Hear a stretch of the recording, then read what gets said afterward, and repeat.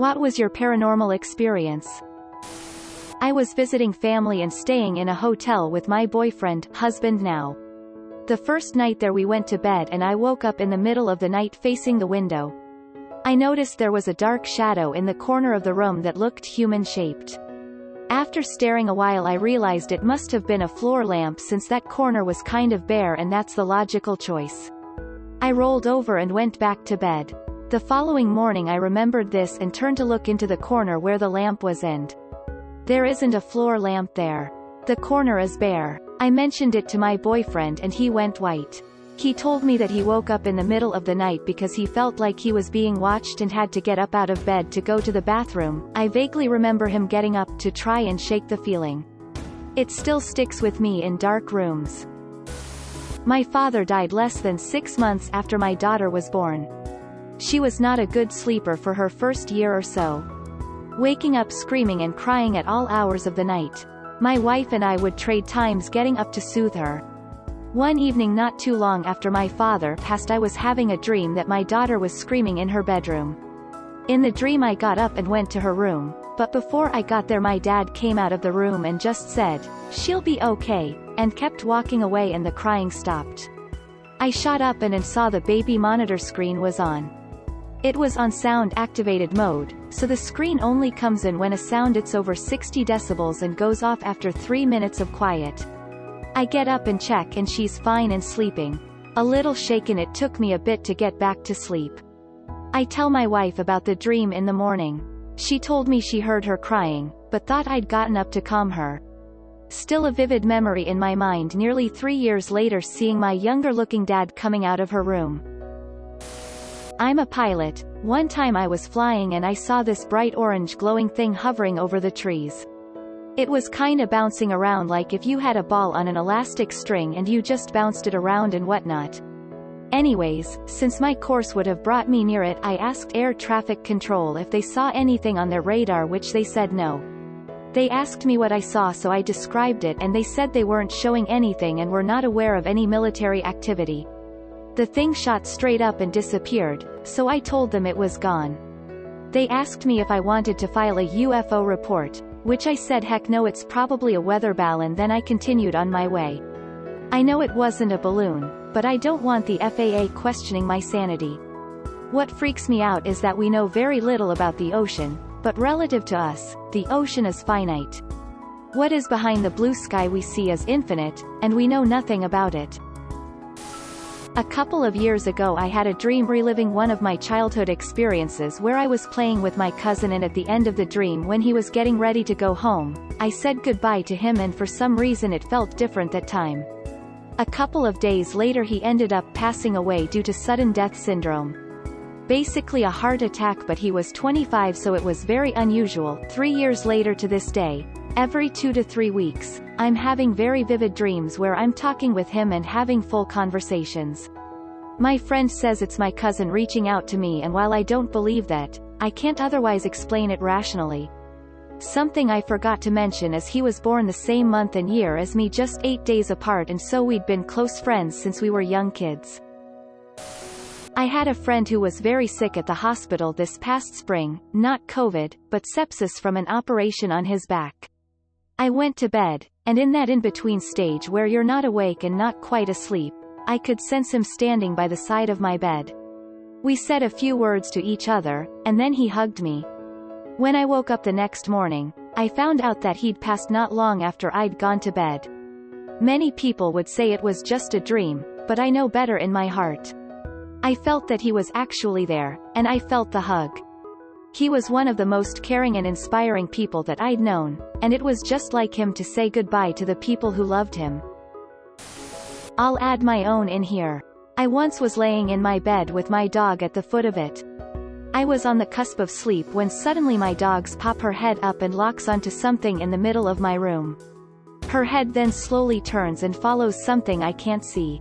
Her head stops again and my backpack gets knocked over, after having been in the same spot for hours. Then all of a sudden a loud bang on my bedroom window. I was on the second floor of the house.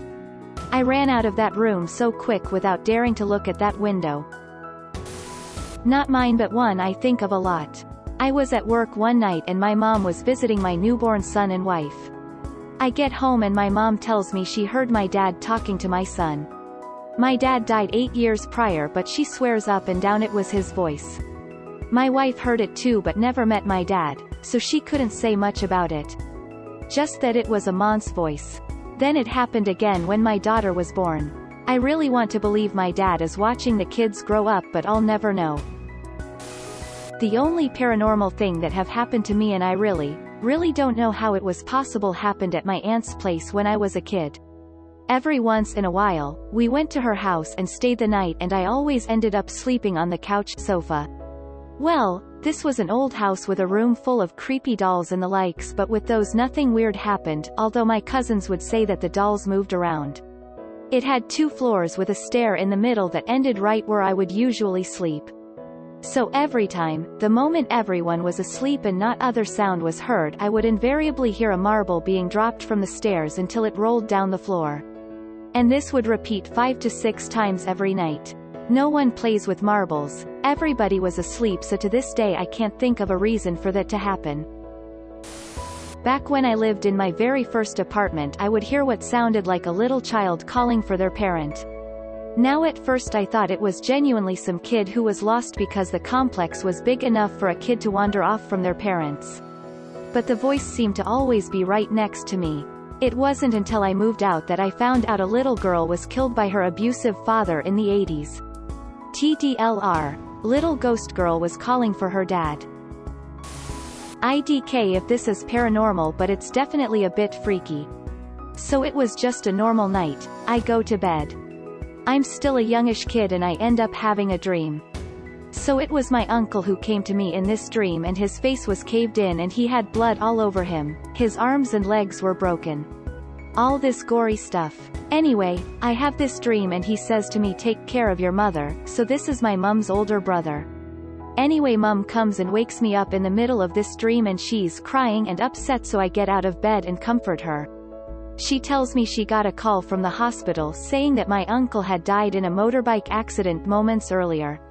Anyway, for about a week after that mum was quite upset, and then maybe 10 or so days later mum tells me she had a dream that my uncle visited her and apologized to her and then drifted away.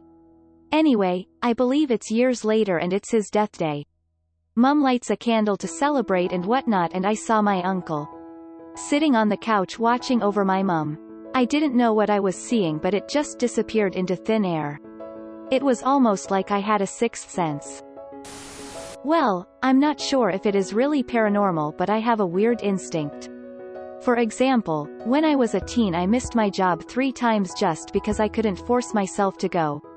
Every time there was a shooting, either at my job or on the route I would have taken to get there. Another day, out of the blue I decided at the last minute to spend the night at my aunt's place for the first time, so I informed the people I used to carpool with every day and get out of the car. Important information, I get car sick, so my place is always back seat, passenger side. Well, when I meet my friends the next day, they tell me they were in a pretty bad accident but nobody is hurt.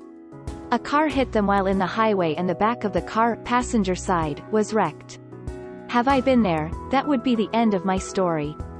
And the last big incident was when I decided I didn't want to go on a boating day with my friends. No matter how much they insisted, or how much I usually enjoy those, I just didn't want to go. Well, the girl they invited to fill my spot hurt herself on a loose nail, ripped her leg open and had to go under 4 surgeries to reconstruct the flesh in her leg. Now, I really don't want to go somewhere or do something. Trust me, I don't. Weird you posted this today. I am a real estate broker and flip houses. We buy old beat-up houses, some of them are the worst of the worst as you could imagine. Anyway, we bought one and went to see it today. It had been vacant for 10 years and when we went inside there was a blood stain on the floor. Come to find out that somebody killed themselves in that house 10 years ago. Pretty creepy. My partner and I were taking walkthrough videos to share with our contractors and get rehab estimates. Both of us independently took videos, and both of our phones shut off when we panned over the area with the blood stain where the man died. This is going to be a weird rehab. Was walking on the street and saw an old man walking in my opposite direction. He was looking up at an old house. As I was walking I looked to the ground, and when I looked up again he was gone. It impossible for him to disappear so fast by natural means. I got scared but continued walking pretending I didn't notice anything. It wasn't me, but my dad. He was working under our car while me and my sisters were playing in the house. This was years ago, by the way, and a car pulls up, playing some rap music. My dad assumes it's my older brother, and greets him without looking out from under the car. He gets out of the car and walks into the house without saying a word, and my dad just goes back to work. A few minutes later, my brother pulls up. "Hey, Dad." My sister had a horse doll that moved around on its own. Needless to say, we were both freaked out. No way someone was moving it, because nobody was around to move it at 4 a.m. when I decided to fact-check her theory. Due to high demand, I figured I'd elaborate a little further. My memory is fuzzy because this all happened over a decade ago. Anyway, here's those extra details. To fact-check whether or not my sister was telling the truth, I went around the house at night looking for the horse doll. I found it in her room. I went back to my room, tried to get back to sleep, and decided to double-check. Went to her room and it was gone. I didn't hear any footsteps or sounds of movement, so I doubt anyone was moving it. Like the curious kid I was, I went around the house looking for it. I found it in the living room. I ran straight back to my room and didn't sleep the rest of the night. So me and my buddy are 14-ish, we are sitting in his living room playing Pokemon and watching TV when out of the blue his sister who was 15 comes running in the room crying like a 3-year-old who dropped her ice cream cone. After a short time she calms down enough to get us to follow us in her room. She was in AP flute class and had to record herself playing some music. She had left the record button playing, and in that blank space she had recorded a clear as day young female screaming. Now this was not a ghost story's random bit of sound, this was obviously a young female screaming. He had a big fenced yard and next to her room was the garage. There was no way someone outside of the house could have screamed and been recorded that clear. His sister did no sleep in that room for 6 months. She deleted that recording that night to our disappointment. I've told this one before, but it's worth a retelling. One summer while I was in college, I was acting as Ra for a small 2-story, 15-room dorm that was housing a couple of students for the summer. One evening, the 3 of us were sitting in the first-floor lounge watching a movie when we heard a female voice very clearly call my name from upstairs, twice. All 3 of us heard it, and we went to look together, because we were all scared out of our skulls and none of us wanted to be alone until we were sure the building was empty. It was a co-ed dorm, so a woman's voice wasn't completely impossible. But all 3 of us in residence at the time were male, none of us had guests, and the other 12 rooms were completely empty. No people, no electronics, emptied out for the summer. We confirmed that our stereos and personal TVs were off, computers were off, and so on. It never happened again, but we all heard it. And we couldn't explain it.